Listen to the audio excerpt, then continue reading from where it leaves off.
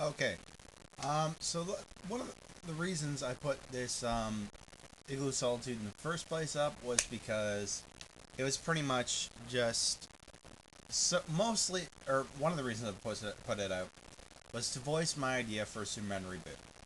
I'm still working on it, but one of the things I had a kind of revolution to, I am tossing my lunch in the trash. One of the things I had a revolution towards this whole story thing was I was so baffled with like who I wanted to have as the antagonist. And first of all, I never think of who do I want to. Okay, when I'm thinking of who do I want Superman to fight, I'm not just thinking of that. I'm also thinking of what is their advantage over him. What is their advantage over him? How we can fit it into the storyline properly and make it at least semi comic canon. Um, how to make them more superior to the characters previous, or the antagonist previous, and second of all, or fourth of all, um, how to, or really try, or this is the fourth thing that I had a bit of difficulty with. Try and do a villain that has not been in the Superman series before, which is actually a lot more easier since 3 and 4, there's hardly any villains that are actually from the comics. In fact, in 3, I don't think there's a single one that's from the comics. So, so I probably shouldn't do this with gum, but you know what? I like the taste of mint. Anyway, I'll put it underneath my tongue. So the whole thing is, um, I spent the whole time figuring who is a appropriate antagonist to fight Superman. So I spent the whole time, like, I had three in mind. I'm not going to spoil who, but I had three in mind, and I just wrapped my head around it over and over again. I'm like, well, if this person's first, this person's second, this person's third, it makes sense. Then I'm like, well, if I want to put this storyline in here, I have to rearrange it. Well, if I want to put this storyline in here, I have to rearrange that. So this entire time, even this morning, I was thinking about it, and it kept on circling in my head. You know what? I've had enough. I can't really have one and fit in what I want for a storyline. And some stuff you just gotta cut. Like directors know this, and some stuff I think is important to leave in.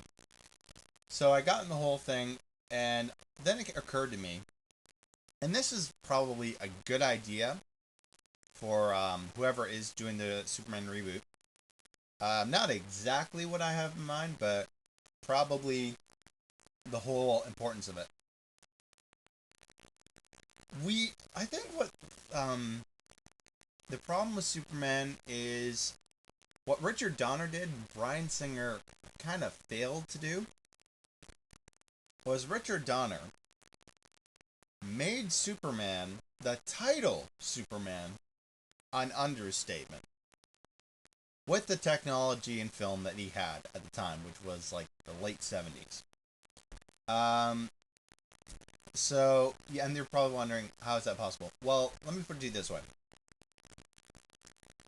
Superman flew around the Earth, and he went back in time.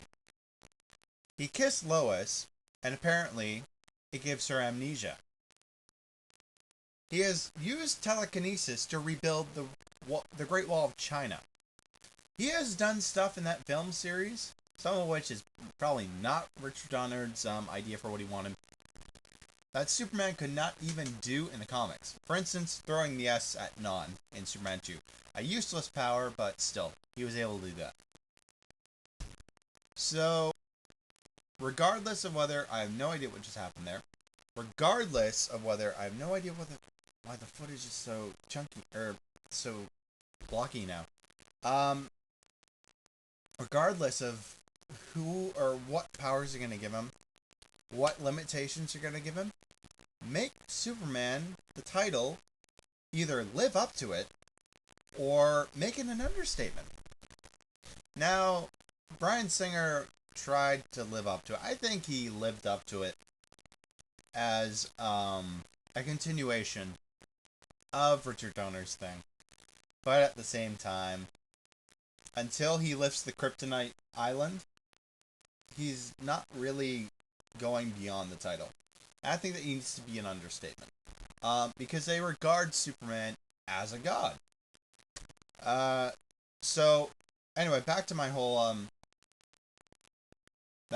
idea of the antagonist. Pretty much what I had rolling around in the head. I'm just gonna spoil who it. I had Brainiac, Doomsday, and General Zod as mainly the villains that I kept rolling around with. I was really struggling with Darkseid as the final one, but my ideas, I really could not wrap my head around. I'll explain them. Like, I was trying to wrap my head around it and make it realistic. It really was a challenge. So anyway, I finally got up to the point where I said, wait a minute. Superman is Superman. What they did in Batman Begins is they made him as realistic as possible, but as epic as possible. Superman, you cannot make realistic. He's an alien with superpowers who dresses up in tights and goes and saves people. You don't see that in the real world. Batman is a guy in black armor who's been trained in the ninjutsu arts, which, if you really wanted to do, you could possibly live up to Batman's potential. And you have to have about $1 million in your pocket.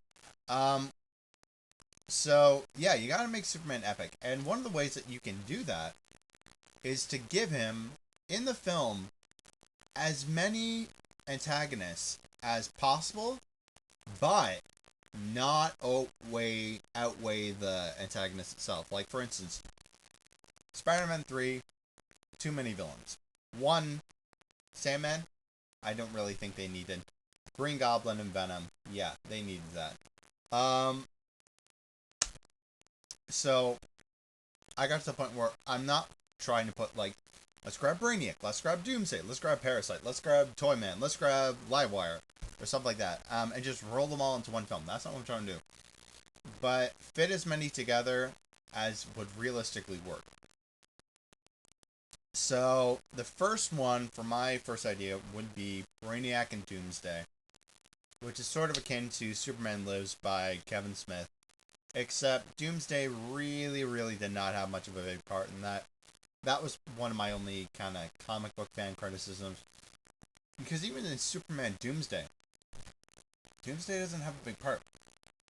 He really just is the force that kills Superman. He's the thug that killed Superman. As Lex Luthor put it, he's a soccer hooligan. Like, it's pretty low standard to what they give him. So, make him more than just a bony, gray, monstrous version of Nod. Make him an actual antagonist. So I have something in mind for that, as well as something I have in mind for Brainiac. And for the sequels, I know exactly what I want to have in mind. So I can't spoil much, but as Doomsday would be involved in the first one, you can guess what kind of storyline we're going to have for the first one. And that, of course, would be the death of Superman. And I know it's the first movie. You don't usually kill the character off in the first movie, especially a character like Superman. But it's good to kind of get that over with, because there is a storyline that I wanted to fit in there that involves sort of what Bryan Singer had in mind with Superman Returns, which makes Superman a bit of an outsider, but not like all the time, like, even though you're raised by human beings, you're not one of them, like all that crap.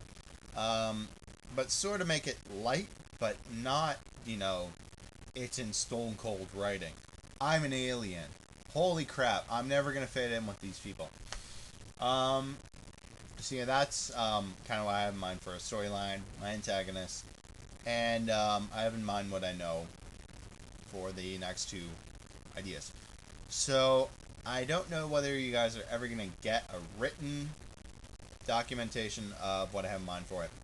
but I can at least voice you the general idea I have for it. So yeah, that's about it, and I will see you guys later. Alright, bye.